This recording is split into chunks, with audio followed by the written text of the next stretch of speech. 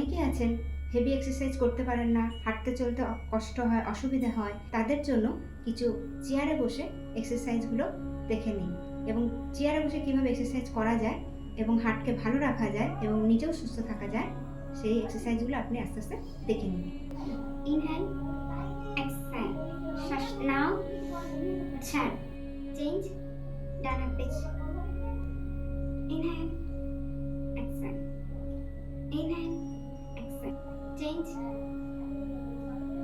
Inhale, exhale, inhale, exhale. দুটো হাত একসাথে নিন, ইনহেল, এক্সহেল, শ্বাস নেব, ছাড়, রিল্যাক্স। এইভাবে এক্সারসাইজগুলো করবেন, এতে হার্টও যেমন ভালো থাকবে এবং যাদের সুগারও আছে তারাও যদি এই প্র্যাকটিসগুলো করেন তাহলে আপনারা অনেকটাই সুস্থ থাকতে পারবেন।